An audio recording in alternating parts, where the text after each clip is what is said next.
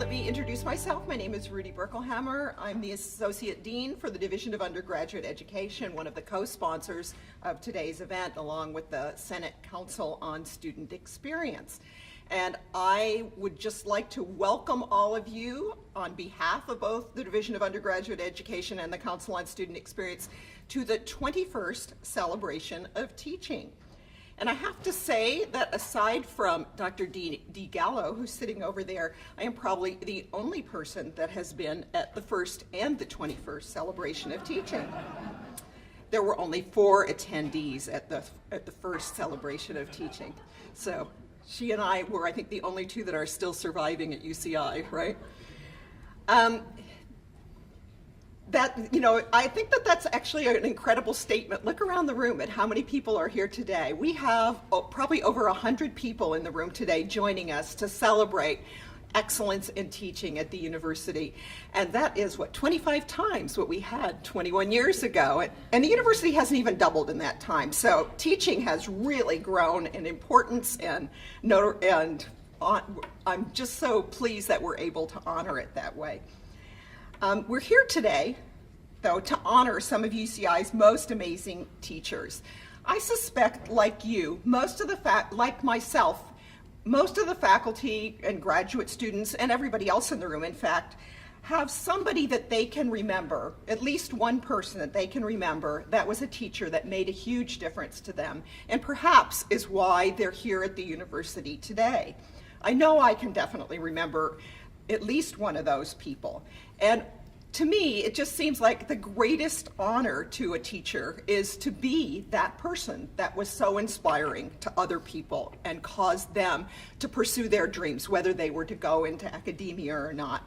So today I just feel like this is an amazing opportunity for the people for whom teaching is so important and they're so passionate about it to receive that honor, to have been nominated by their students, their peers, their deans, all the people that care most about teaching here, and to be told that they are one of those people that made a huge difference in so many people's lives. So every year, when we choose the awardees for this event, it gets increasingly difficult to do so because there are so many wonderful nominees, and this year was certainly no exception. So I would like to at least acknowledge that we had many times the number of wonderful nominees this year as we're able to honor today. And so the excellence in teaching is alive and well at UCI, and we wish we could honor everybody. And however, today's honorees, the flip side of that is that today's honorees were chosen from amongst an incredibly competitive pool of top teachers. And so that says even more about them, and we're thrilled to be able to acknowledge them for their stellar teaching. So before I begin, just a little bit on logistics. In addition to getting up and getting food whenever you want to, when I call up the person that's going to read the nomination give the award to the honoree, they're going to come up here and stand where I am, and then the person that's being honored is going to stand between me and Dee, and that makes her handing off the award to them easier. So if we could do it that way, that would be great. I would like to start today with the Dean's Honoree for the School of Education, which is going to be presented by Associate Dean Mark Warschauer to Professor Tesha Sengupta Irving.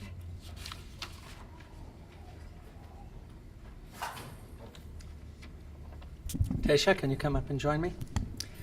Dean Vandell apologizes for not being here today. She's representing the campus at an important meeting of the California Commission on Teaching Credentialing. I'm pleased to congratulate Assistant Professor Tesha Sengupta Irving as the School of Education's honoree for excellence in undergraduate teaching. Assistant Professor Sengupta Irving has a tremendous passion for the subject she teaches and cares deeply about student learning. Her courses address important issues for education and society, such as multicultural education. Her courses are the largest in our school, and she consistently earns among the highest student evaluations, with the evaluations showing that her students' interest in the subject matter dramatically increases after completing a course. Students praise her ability to challenge class participants to think deeply and critically about issues of culture, diversity, and equity, and to stimulate students' desire to learn more. Professor Sengupta Irving is highly successful at creating an interactive and respectful learning environment in which students feel safe to ask difficult questions and share controversial opinions. Some of the terms used by students to describe their instructor include passionate, captivating, extremely knowledgeable, and thought-provoking. For her success as a teacher of undergraduates, as an exemplary model for future educators, Dr. Sengupta Irving richly deserves this award. Congratulations, Tesha.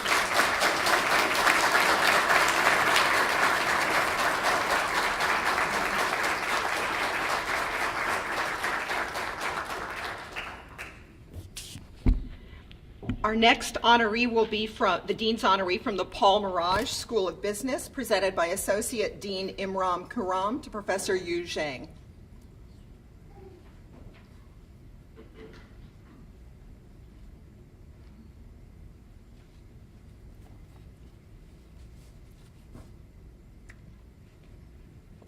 Well,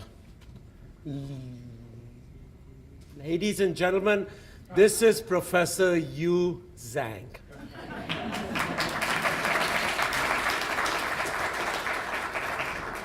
Yu teaches a strategy class in the undergraduate program at the Paul Mirage School of Business. So some months ago, I remember when I was asked to, pick someone, I have this big Excel spreadsheet, and the Excel spreadsheet is the responses that the students give, both numerically and comment-wise. And I'm going through the sheet from the top rating to the lowest rating. And I can tell you the competition was very tough. I'm in this above 3.7 on a 4-point scale on a number of criteria. And I'm going down the list, and I'm just reading the comments as I go down the list. And I read 2 comments, and I stop. And I want to read those 2 comments for you. One comment, now of course you teachers, I said the strategy class, right? So one student writes, Professor Yu had a good strategy in capital letters. He had a good strategy to get the students to learn the concepts of strategic management. His examples and explanations were very clear. He is also very knowledgeable about the topic. His ability to help and teach students was incredible. He replied to every email within minutes. It basically made office hours unnecessary. And then just one more, and then I'll be done. Professor Zhang has been one of my favorite professors at UCI. He takes the time to get to know his students and communicates with them on a personal level. Now, about how large is this class, you? It's range from 65 to 80. To get to know 60 to 80 people on a personal level, that's challenging for me in my book. He makes complex material easy to understand and even makes it enjoyable. His passion for teaching makes the classroom environment fun, and I always look forward to going to class. I look forward to going to class. My pen dropped. And I said, this is what I would like someone to say about my class. Unfortunately, that's not the case. Congratulations.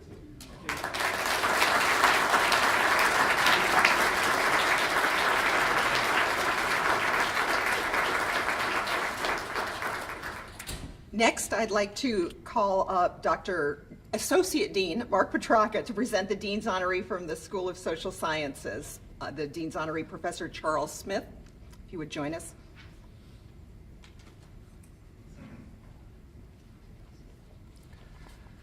My dean, Bill Maurer, is doing something right now related to money. So he couldn't be here. But because Bill has a sense of humor, he gave me his letter to this event, which I used to guide me to the University Club, having been to many of these at the University Club. And so I had to walk rather quickly to get here to be with you, and so here I am. He makes no apologies for either of those things. Tony Smith, my colleague in the political science department and friend. This case for this award requires no rhetorical flourishes, which are, of course, standard at these events. Professor Smith was an attorney before he saw the light and went back to graduate school to get his PhD. And so I hope he will, and I think he will, appreciate simply the facts. The facts are these. Since arriving here in the fall of 2007 through the spring of 2013, Professor Smith has taught 19 courses. 14 of those classes have been undergraduate classes. In those 14 undergraduate classes, he has taught 2,815 students for an average undergraduate enrollment of 469 students per year. He's taught the largest courses in the Department of Political Science, and he has developed some of the largest courses in the Department of Political Science, including a very large course entitled Scandal. I can't imagine why our students are interested in that. It is not, by the way, about the university, so I've been told. His average teaching effectiveness score on a 1 to 7 scale has been a 6.15, which compares very favorably to the school's average during the same quarters, which I will reveal to you is a 5.48. His evaluation response rate is in many cases above 85%, which is also remarkable because the school's average response rate to these surveys is below 50%. He is a much sought after mentor by undergraduates and graduate students. His honor students, of which he has mentored many already, have already won departmental and school awards for their honors theses. He involves undergraduates in his scholarly publications, not just doing the work, but sharing the co-authorship. And he is a joyful and dedicated teacher, someone who inspires the rest of us, a workhorse in the School of Social Sciences. We are glad he's teaching so many because it means the rest of us have to teach so few.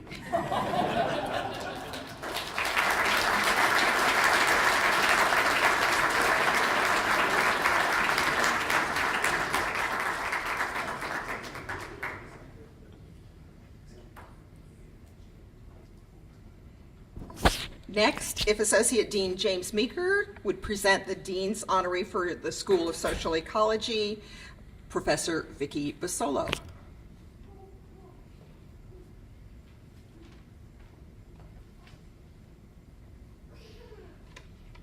I also am standing in for my Dean, Val Janess, who couldn't be here tonight, although I got the correct directions. I didn't go to the University Club. Professor Basolo is an exemplary instructor both at the graduate and undergraduate level.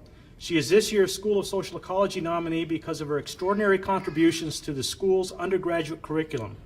Year after year, summer after summer, she has taught social ecology's required course in research methodology, SE10. It is probably the most unpopular course in the curriculum outside of statistics. This course, because of its content, is not particularly popular, and the faculty are usually loath to teach it. In addition, this is typically a large class of 200 plus students. For the last 2 years, she has scored statistically significantly above the school's mean for lower division courses on the items of general teaching effectiveness. Her average was 6.07 compared to the school's lower division average of 5.75 on a 7-point scale. Was able to communicate concepts. Her score was 6.11 versus 5.79. And classes were well prepared and organized. Her average was 6.21 compared to the school's 5.91. In fact, the last time she taught the course in winter 13, she scored significantly above the school's averages for lower division courses on all 8 evaluation items about the instructor. Students' comments fully support these numbers. One student says, Dr. Basolo encouraged learning concepts over rote memorization. Great instructor, wish I had her for more classes. Another said, research methods isn't the most interesting subject, but she does a great job trying to integrate interesting facts into each course. She's clearly passionate about research and has done and loves sharing it. The comments go on and on about her ability to make the topic interesting and relevant to the students and how they appreciate her passion for teaching and research. Outside the classroom, she spends an enormous amount of time with individual students who seek out her individualized tutoring. Some of these students are first-generation, low-income students who she tutors as her role as factory director of student support services with DUE. In short, she excels both in and outside the classroom, teaching as well as mentoring undergraduate students. Thank you, Vic.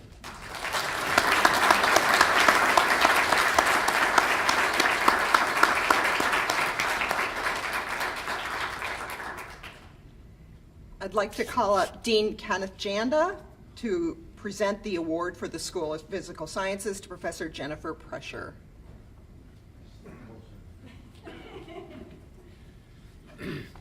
So it's my honor here today to introduce and honor Professor Jennifer Prescher. Jennifer is a very special person. This is her 4th year at UC Irvine, and she's already excelled at so many things that if I read the whole thing, you'd get mad at me. In particular, what I'm very proud of is that she's great at teaching at all levels, from lecturing to lab courses to graduate student mentoring, and of course running her own research group, at which she's very effective. So I'm going to say just a brief thing about each of those activities. So in the lecture hall, we do the 4-point rating scale, and she almost always gets 4.0, so we can't even think about the average. And a typical comment is enthusiastic and brilliant. The biggest help was that she is really good at organizing information so as to make the topics flow logically from one to the other. And that's not such a trivial thing to do. The other thing she does that I think is quite special, and I think all of us should take this example, is she puts aside some of the class to talk about how what they're learning fits in with the rest of the world. And so one student was particularly excited that every week there was a 10-minute interlude to discuss the rock star researchers in science. And many of those, I understand, are UCI professors. And then talking about doing something difficult, she also teaches lab work, which for those of you who've tried to do science labs, maybe you remember from high school, many of you, they can be frustrating. What Jennifer did, she actually taught a class in drug effectiveness in cell biology and toxicology. That's where I was looking for. So she did screening of drug-like molecules to detect processes taking place in the cell. So in class, she gave students 96 compounds that had not been previously screened as drugs, and then asked them to assay each of them against a bioluminescent cancer cell line that she herself created. Her experimental design is wonderfully elegant and in a simplicity in execution, and the students have the opportunity to do frontline research from their earliest moments in the lab. And I'm told that this inquiry-based learning actually leads to tangible goals, which is something I never could do. So Jennifer applies this same brilliance to her research career, working with graduate students. And I'll give you one example of how we know that. In 2013, her publications were cited 538 times for a 4th-year assistant professor.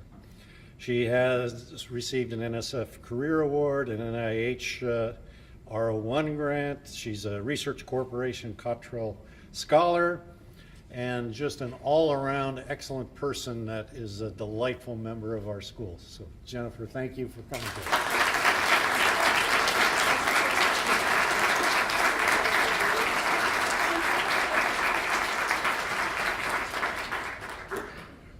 Before I call up Dr. Dee Gallo to do the next presentation, I need to apologize to those of you who listened to me last year and said that you would know what Dee was wearing and what the decor was going to be from your invitation colors. And fortunately, I didn't even look at my invitation colors. As you can see, I didn't dress to match them. But the invitation, for those of you that remember, was silver and blue. And just look Anyhow, Dee has always got a trick up her sleeve, and she's going to share with us now a tribute to the Pedagogical Fellows. It's always fun to throw your associate dean a curveball.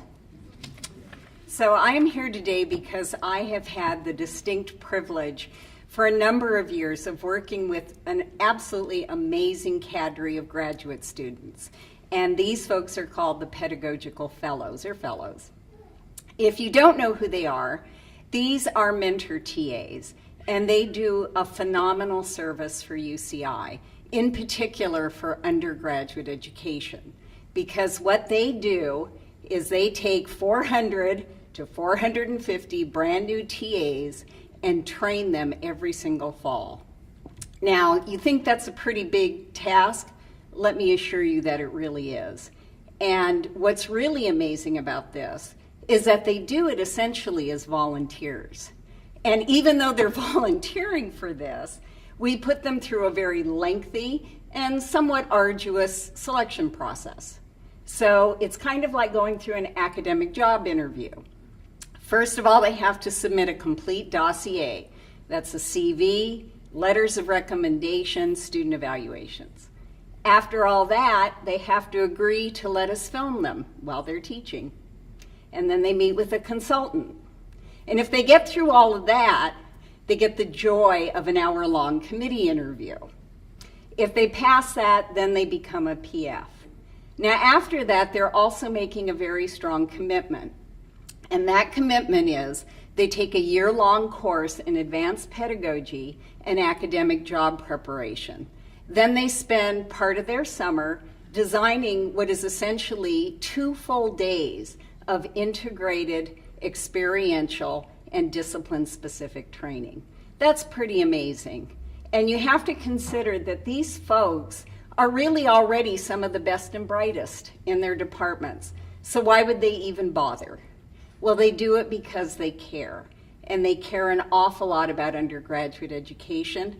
They also care about the students that they're going to go on to teach later on. Not only does the university, I think, owe them a huge thank you, but I personally would also like to thank them because they were especially warm and supportive of me this year during a time of transition. So that's my personal thank you to them. But I would also like to thank them individually if we had time. Their qualifications and all the things that they have done cannot be completely elaborated here. So what I'm going to ask is that each of them stand up as I call their name, remain standing, and afterwards we can collectively thank them. So I don't know if we can get these in order. They're probably going to be out of order now. But Christian Aguilar from Developmental and Cell Biology, Mark Bloxam, Economics, Ken Chiprasert, Political Science, Adam Ghazi Turani, Criminology, Law, and Society. He's out of the country right now, so we'll excuse him. Pauline Lubens, Public Health. Mark Macon, Philosophy. Lauren Meinke-Brenner, Visual Studies. Sean Miller, Chemistry. Davud Mozdehi from Chemistry also. Becky Nichols, Psychology and Social Behavior. Cynthia Northrup from Math, and I would like to add that Cynthia has gotten not 1 but 2 job offers recently. John Paretsky, Chemistry. She also has a new addition to the family. Can you imagine all this stuff that she's doing and she's having a kid on top of it? Anne Fan, Developmental and Cell Biology. Omid Rohani, Biomedical Engineering. Anessa Stagner, History. Han Wong, Electrical Engineering and Computer Science. Catherine Ye, Education. And last but certainly not least, Anaid Urena from Planning, Policy, and Design. Thank you so much.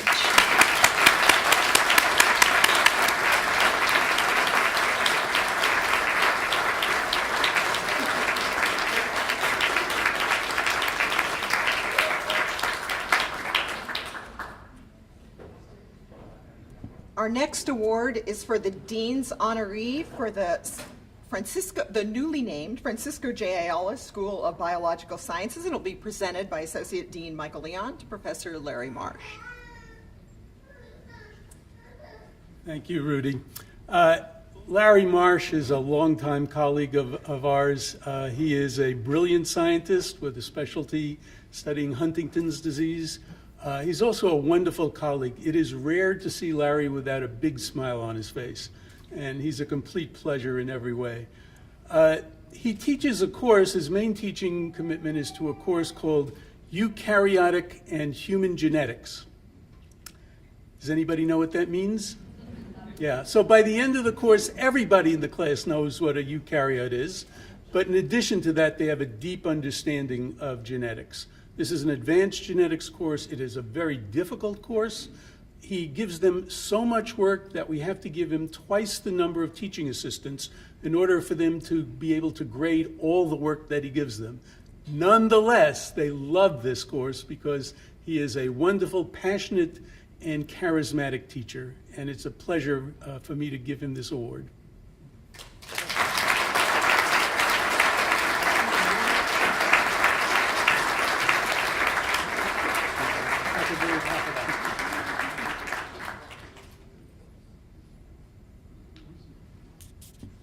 Next, I'd like to invite up Chair Deli Ogunsaiten to present the award for the Dean's Honoree in the Program in Public Health to Professor Timothy Bruckner. Thank you, Rudy. After earning his undergraduate degree at one of the smallest academic institutions that focuses on undergraduate education, and getting his PhD from one of the largest research universities in the world, Tim Bruckner is well prepared to tackle complex questions, to flow between different disciplines, and to engage undergraduate students. He does wear two hats here at UC Irvine. He has an appointment in public health and also in planning, policy, and design. He also tackles very complex research questions and is able to interpret this to the press. In 2011, he published an article on why there were fewer boys born after the 9/11 attacks. And I remember reading the press release after this report came out, and I could pick out keywords. It included deer in Finland, Brad Pitt, alpha males. Eventually, I got to the truth of the matter. And one of the things I saw when I was reading all the comments about Tim's teaching is how he was able to disentangle very, very complex results, concepts, and make it very clear to the students. One of the students in the course that he teaches, Foundations of Community Health, which enrolls more than 100 students from different disciplines, is that Professor Bruckner is very good at breaking down complex issues and topics and explaining them in a much more succinct and understandable way. In addition to clarifying complex issues, Tim also inspires the students to explore on their own. For example, another student commented, "Hands down, Dr. Bruckner is one of the best professors I've had in my 4 years of college. He has a passion for teaching that was clearly evident in his lectures, and times when I would talk with him in office hours, I came to class every day looking forward to and wanting to learn more. This course made me think in ways about health that I've never thought of before. The readings Dr. Bruckner chose for the course introduced students to many views and ideas, which I thoroughly enjoyed reading, and I learned a great deal from him." That's the best kind of comment we can hope for from a student. And I'm sure that student will remember this course at the time, like Tim, becoming a professor and also teaching and hopefully receiving these kinds of awards. Please join me to congratulate Tim Brookman.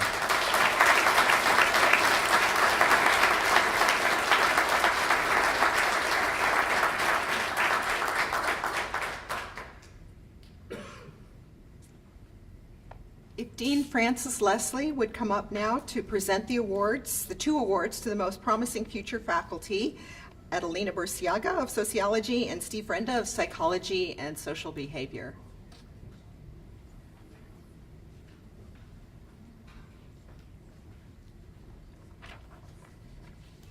So it's my pleasure to introduce our 2 awardees for the most promising future faculty member. And although faculty teach, obviously that's a critical part of their job, they do more than teach. They do research and service. And so all of the nominees for this particular award are evaluated on all 3 of those areas. And in this very competitive process, those who receive the award are found to be outstanding in all 3 areas.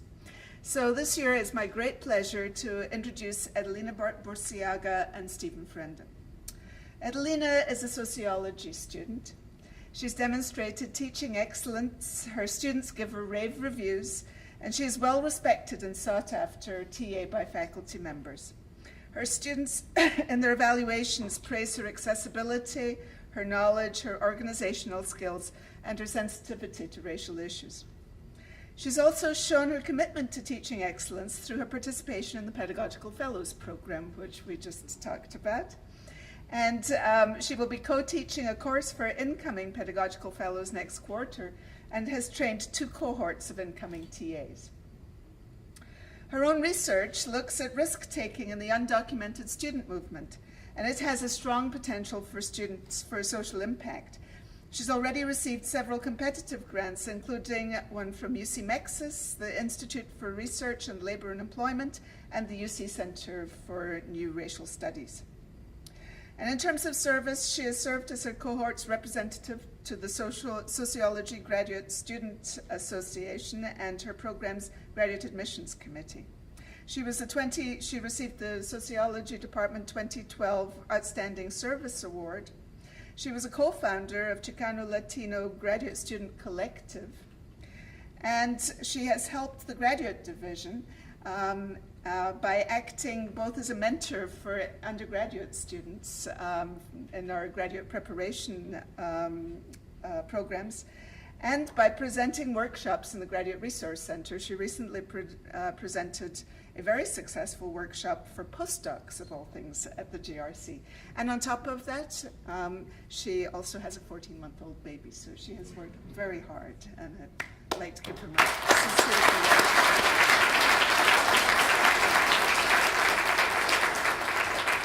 And Stephen Frenda is from Psychology and Social Behavior, and he too has received stellar teaching evaluations, even for the less popular courses. He has mentored several undergraduate students in Europe projects and honors theses, and has guided them in their research and writing skill development. He received the Outstanding Mentor Award for the School of Social Ecology both in 2010 and in 2013. And next quarter, he will serve as lead instructor for Advanced Research Methods courses. As well as being an excellent teacher, he's been a very productive researcher. He's worked on numerous different projects, but the work that he has received a lot of attention for recently has been with Professor Knowles and Loftus and journalist Will Salatin from Slate.com. And they conducted the largest false memory study to date of 5,000 Slate readers. And it got a lot of press attention. I don't know if I remember seeing this just a few months ago. He was interviewed by BBC and NPR and brought much positive attention to UCI in the process. Stephen is also dedicated to social issues, is an active member of the Social Ecology Decade Student Council. He's assisted in recruiting students from historically black colleges and universities with panel events on navigating academia, and is a member of an underrepresented community. And overall, he's committed to combating racism, classism, and homophobia, and creating educational environments that are inclusive and safe for all students. Congratulations, Stephen.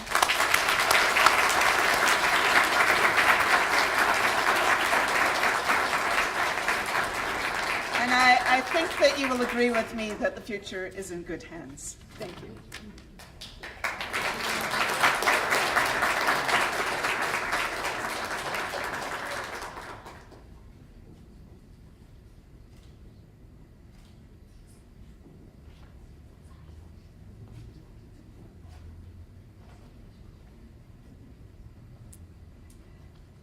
Okay, I'd like to invite Associate Dean John LaRue to present the school honoree for the Henry Samuel Award for the engineering, forget it. Not to the person who's supposed to be getting it, who is Professor Roger Rangel of Mechanical and Aerospace Engineering, but to his stand-in, Derek Dunrankin. Thank you, Rudy.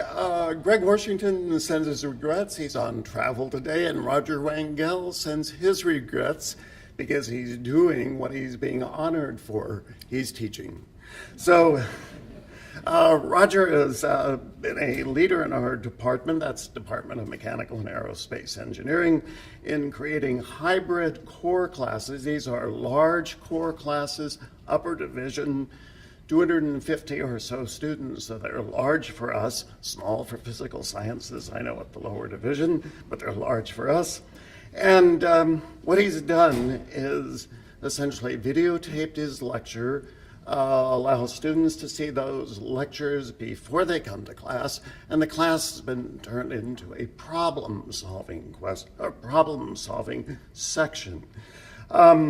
And it's just not the embracing of pedagogical innovation that prompts our nomination, but also it is Professor Rangel's willingness, even insistence on teaching his large core classes twice per year as essentially overload duties to take proper advantage of the new format and to take proper advantage of the new format. The other reason that we've nominated him is typically when we change the style of teaching, students usually react for a little while negatively.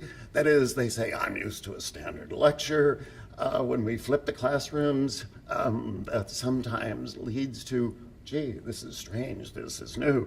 But in Roger's case, the students have commented with the following comments. This is great. He explains concepts thoroughly and knows the material really well. Other students said his lectures, that is the discussion sections, are very interesting. I enjoyed the many visuals he used and he helped me understand the material. And then a third noted that Professor Rangel is very easy to understand and captures my interest in the class. In comments based on in summary, based on the comments from students, his leadership in developing hybrid classes, and his refreshing enthusiasm for teaching, it is a true pleasure to recognize Professor Rangel as the Dean's honoree. And accepting the award for Roger is the Chair of Mechanical and Aerospace.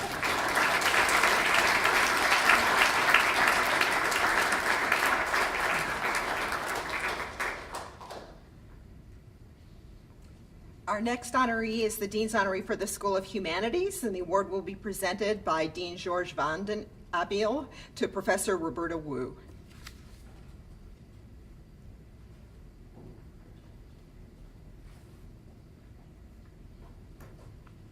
Thank you, and I'm standing in for myself.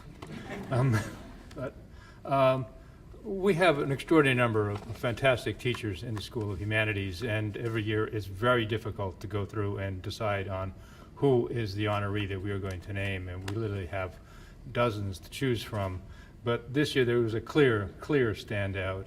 Roberta Wu, who is our professor of art history and specializes in Chinese history and offers superb level courses at all levels, including the very large undergraduate GE course in Chinese art, which gets a ratings of between 6 and 7 on a 7-point scale. So truly an astonishing feat. She also teaches upper level practicum courses and capstone courses, which are much more difficult and challenging, as well as serving as the undergraduate advisor in the Department of Art History, as well as doing mandatory one-on-one advising, which is something this department does and leads to an extraordinary record, and particularly Roberta's extraordinary record in students of hers who've gone on to internships at places like the Getty Museum and have been able to pursue very serious careers in art history and art connoisseurship. But there are many, many words used to describe her teaching style, in particular her great attention to students' writing skills, which is something we all want in all our classes, but doesn't happen in a lot of them. And she's very well noted for doing that, as well as having a long list of superlative comments that one can find in a student comments. Very impressive, very learned, incredibly interactive, even in large lecture situations.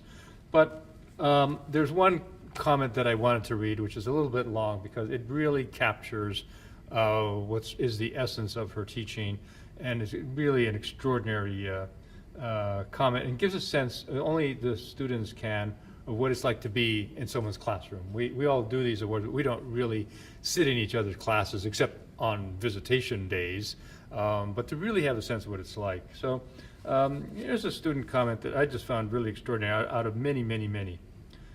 So this person writes, the main strength of Professor Wu is her ability to lecture efficiently.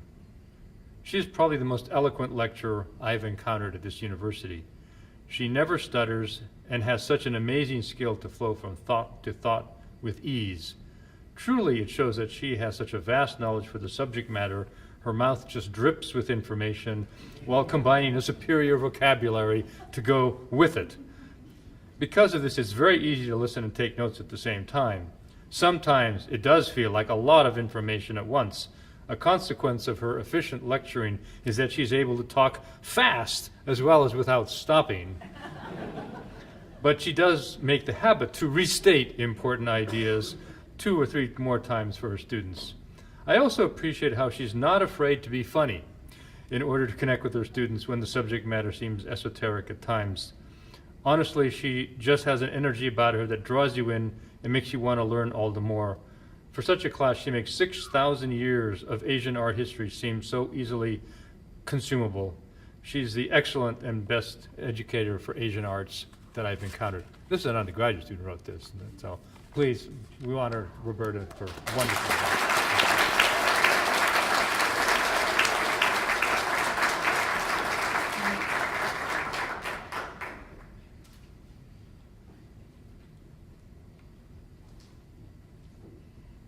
If Dean Joe Lewis would please come up to present the Dean's Honoree for the Claire Trevor School of the Arts. The award goes to Professor Molly Lynch.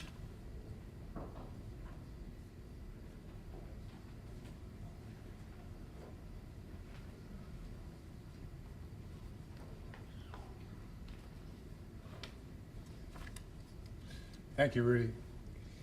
It's my pleasure to recognize Professor Molly Lynch from dance for her outstanding accomplishments in undergraduate teaching. Professor Lynch's background includes performing as a classical ballet dancer and later as a choreographer. She's the kind of teacher who makes things happen. She recognizes the individual student's abilities and works from that premise to help each student reach his or her potential in a way that they are prepared to contribute to the next generation of our arts community. In the dance department, she's developed several new courses that integrate the pre-professional ballet dancer with local community. The example I'd like to point out is the contemporary dance immersion and arts management courses that she's developed. With the contemporary dance immersion course, she has our students engage with professional companies that perform at the Barclay with high school students who are selected. They are integrated into the companies. They meet the ballet mistress and master, the tour manager, the costumer. They do master classes. It's a very, very unusual opportunity for dancers. And one of my, kind of focuses is the creative economies. Many of us don't realize that Orange County generates about 10.4%, Orange County and Los Angeles County generate about 10.4% of the gross regional product for California, which is in the billions of dollars. And dance is part of this. Many of our dancers come here, especially at the graduate level, and they go on to run companies and become choreographers, which are businesses. So her class in dance management is well attended, and many people speak very highly of it. She connects teaching with high visible organizations, and this opens significant and valuable opportunities for her students to receive internships. Students who have studied with Professor Lynch have commented on her dedication, how she's an inspiring teacher and mentor in the field of classical ballet, and how they learn from her vital interaction and integration of education and community. She serves as a great inspiration to everyone in the dance department and the School of the Arts. Please help me congratulate Professor Lynch.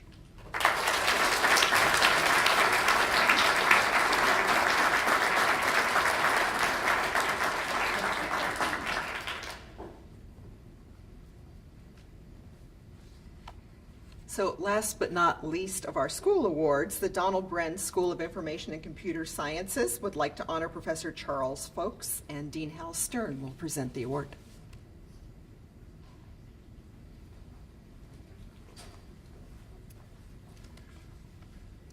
Thanks, Rudy.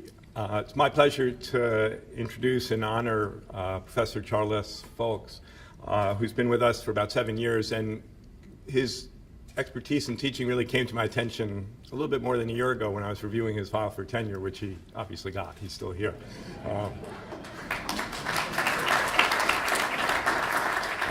Charles works in the area of computer vision, and I selected him to be our honoree for two reasons.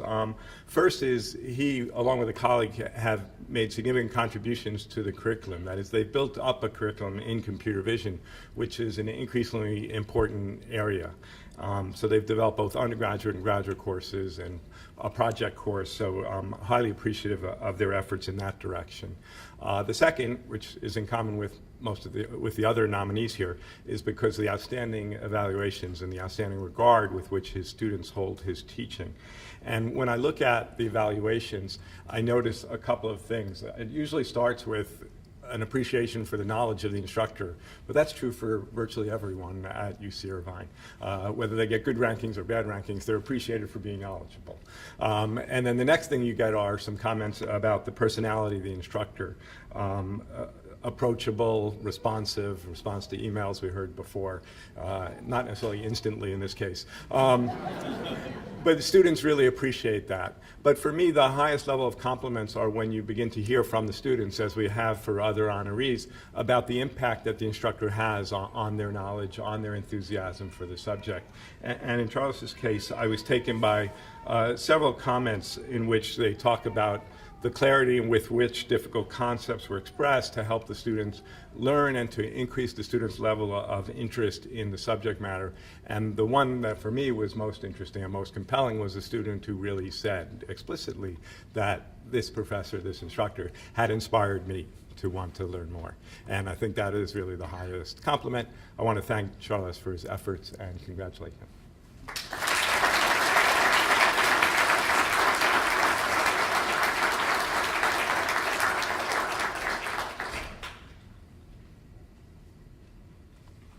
The four rewards we have remaining were done a little bit differently than the ones you've been hearing about so far. The ones you've been hearing about so far were each decided on in each school by their deans through whatever process the school chose to do them. But the four that remain are campus-wide awards.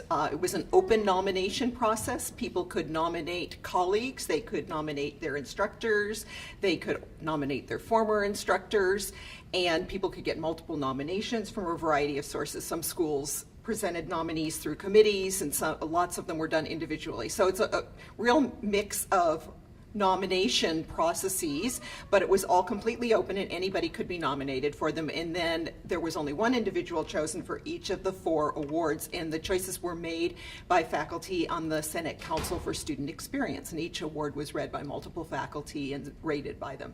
So these are really indeed a competition, and the awardees were particularly hard to choose this year.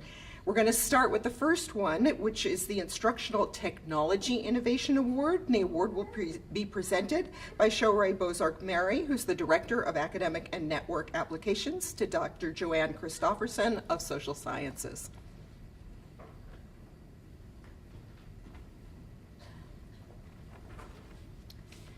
It is with great pleasure that I present the 2014 Instructional Technology Innovation Award to Dr. Joanne Christofferson from the Department of Demographic and Social Analysis at the School of Social Sciences. This honor is awarded each year to an instructor who uses innovative instructional technology methods in order to provide an enriching and creative experience for their students. Dr. Christofferson has proven time and again to be a forward-thinking instructor. She is one of the first professors to teach online at UCI with well-reviewed courses such as Walking Dead, MOOC, or Massive Open Online Course, which had 65,000 students enrolled. Earlier this year, Dr. Christofferson received a 2013 R1EDU Award for Distinguished Faculty Contributions to Online Learning. This award celebrates the stellar work of instructors who actively participate in teaching online courses at member institutions of R1EDU, a group consisting of 34 top U.S. research universities. Dr. Christofferson's efforts are focused beyond the classroom as well.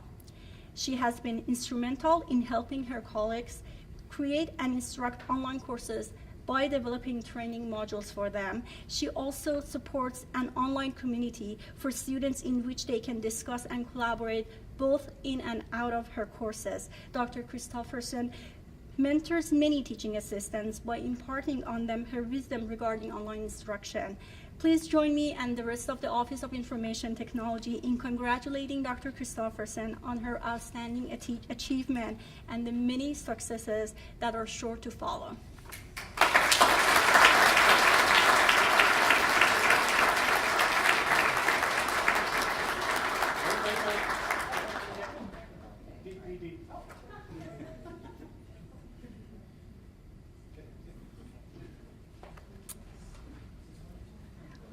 Our next award is for TA Development and Mentoring and will be presented by Dr. Dee Gallo to Dr. Deborah Mauzy-Melitz of the Department of Developmental and Cell Biology.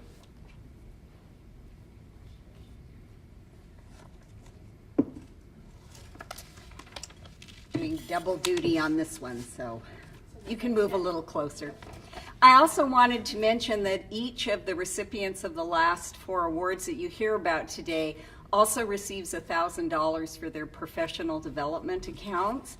And one other award that you already heard about is also competitive, and that is the Most Promising Future Faculty. They get a 1/4 dissertation fellowship and fee waiver. So a little while ago, you heard me talk a little bit about the fall TA training program that the TLTC sponsors every year. And even though it's a 2-day program and it's incredibly intensive, nobody's under the illusion that you can really learn everything you need to know about teaching in 2 days. So what we hope happens is that after the fall, the TAs actually will be proactive about this, go to workshops, seek out people for help. But it's really up to them.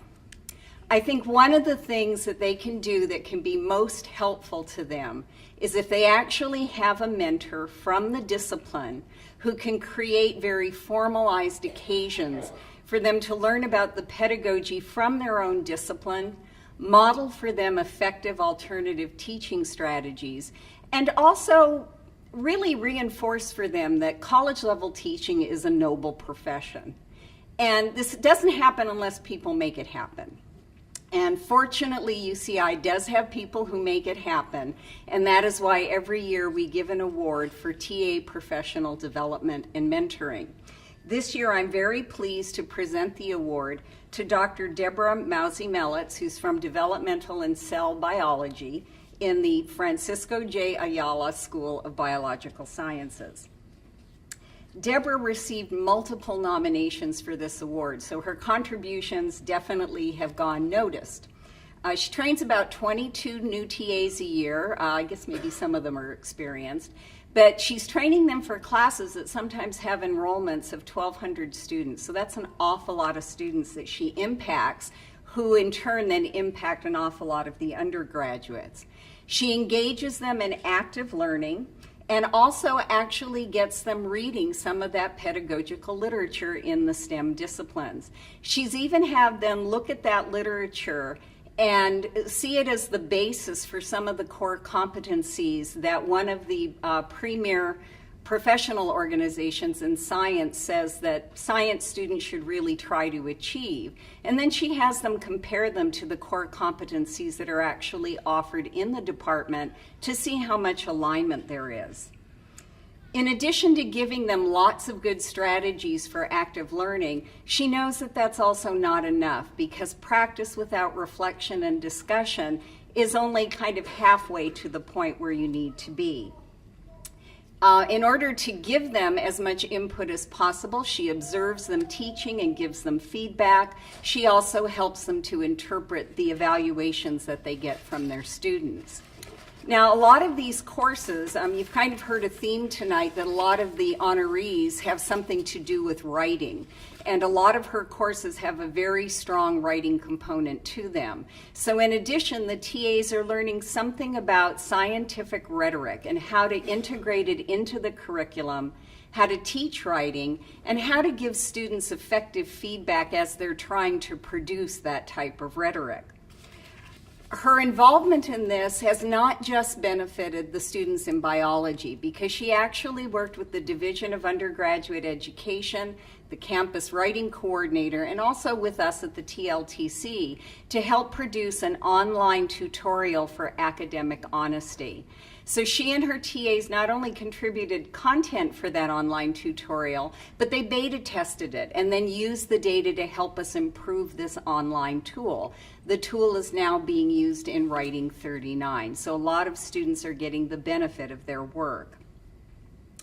She has also been recognized with grants from the Division of Undergraduate Education and also from the National Science Foundation, specifically to help create and study pedagogical tools that enhance students' writing, particularly in the sciences. The National Academy of Sciences has also honored her for her work in improving undergraduate STEM education and in training TAs through GAN fellowships. She is also affiliated with the Howard Hughes Medical Institute summer programs, which also continue to train TAs in active learning for STEM. She also encourages her graduate students to participate in programs that actually encourage high school students and local community college students to consider going on in higher education science. So for all of this, and I'm sure much more that didn't get repeated here, I would like you to join me in congratulating Dr. Deborah Mauzy-Melitz.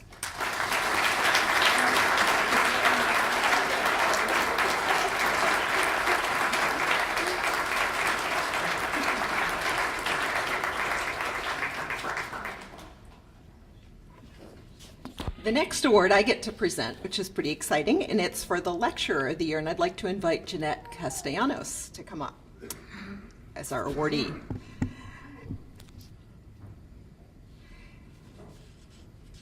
As some of you may know, we have a cadre of teachers on this campus that are lecturers. They're not ladder faculty, and their professional goals and their scholarship and their entire career here is based principally on teaching and on pedagogy and on the scholarship of teaching and learning. And we're delighted to have Jeanette as a part of that group. We did a recent study, actually we're in the middle of it, in the Division of Undergraduate Education, where we spoke to over 100 students in small interviews where we asked them about what it was that made a particular course or a particular instructor stand out for them and make it memorable.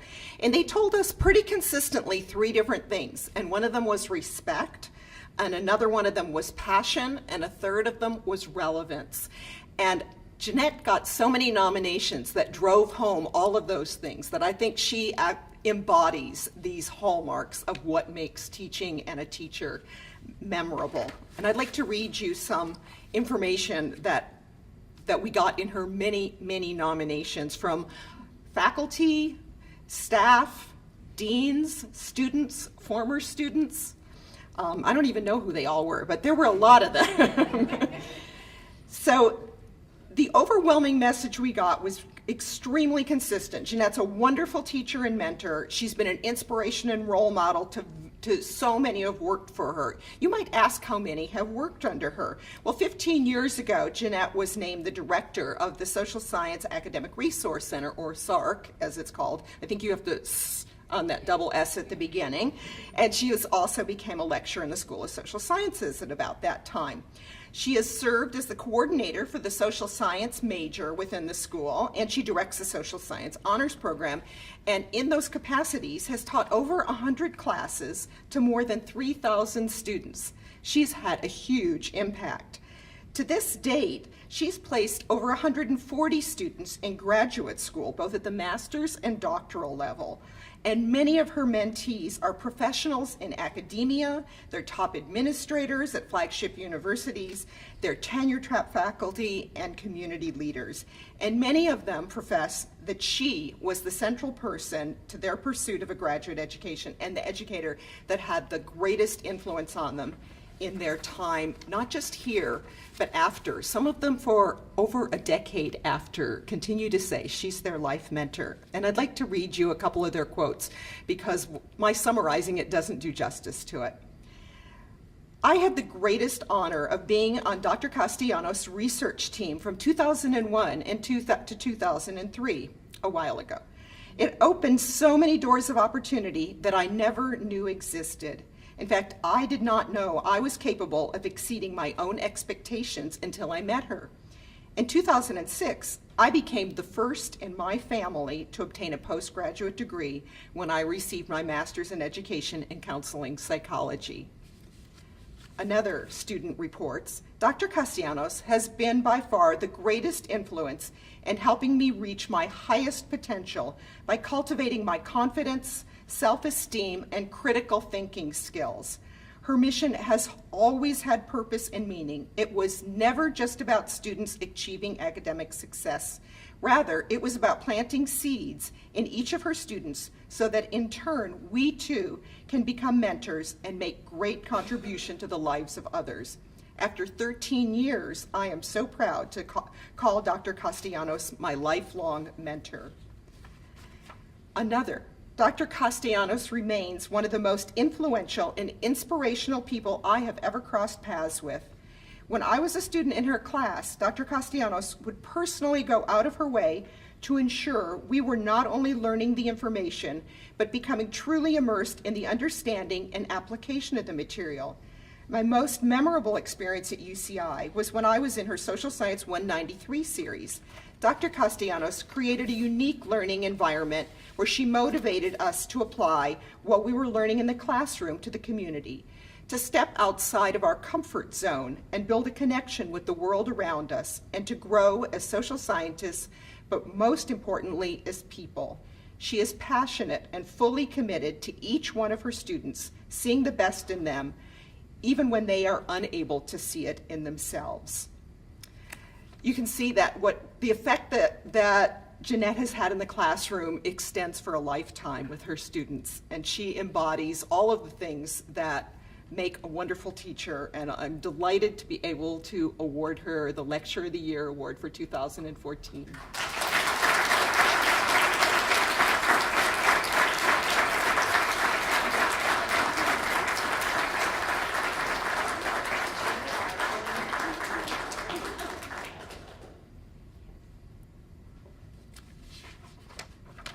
And our last award of the evening, but not our last speaker, is going to award the Professor of the Year Award. I'd like to call up Dr. Amichai Glazer, who is the chair of the Council on Student Experience, the co-sponsor for this event.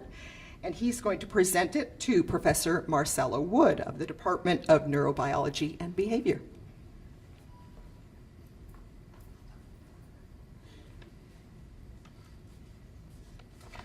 There are, I think, a few lessons we can learn from superb teachers.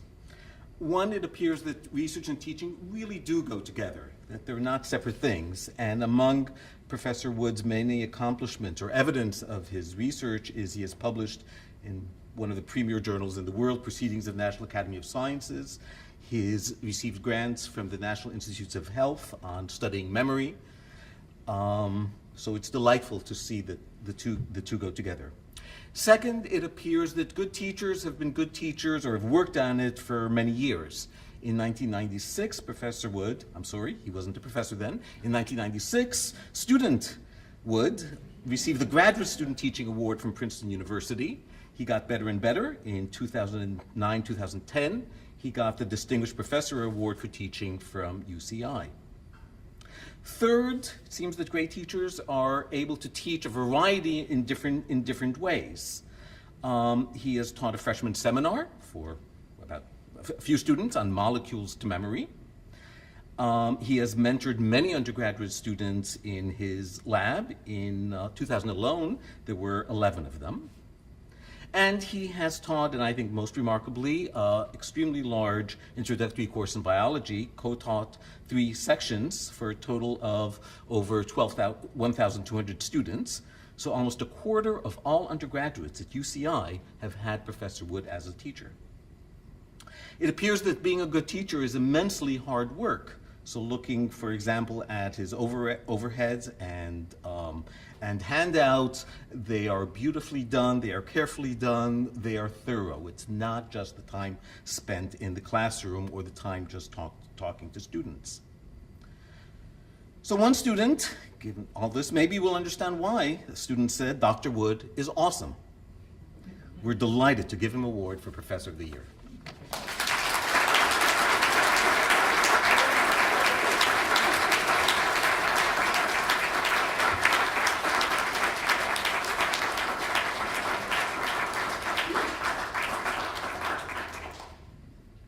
I think Dee has a few things she wants to say.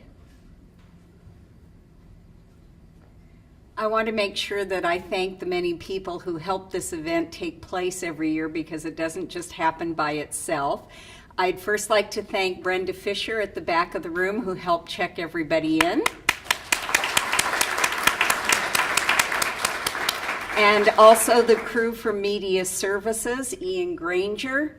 We've got Victor Quadros at the back on camera, and William Alvarez also back there. And is Elise still here? Elise Phipps, there she is, taking the photographs. And speaking of photographs, all of you who have been honored here today, please join us at the front during the reception, and we will be happy to take photos for you, which we will make available to you. As you've noticed, we've been filming this event, so it will also be up on the TLTC website. So if you had friends who couldn't make it, they can still watch you get the award. So I would like to thank everyone for being here. This is always such a joyous event, and I honestly do wish that we could acknowledge every single fabulous teacher, because I say this every year, but I'm going to say it again. One of the things I have learned as the director of the TLTC is that so many people here really do care about quality undergraduate education, and they put an awful lot of time and effort into it. And I really wish that that could be acknowledged more. So kudos to all of you.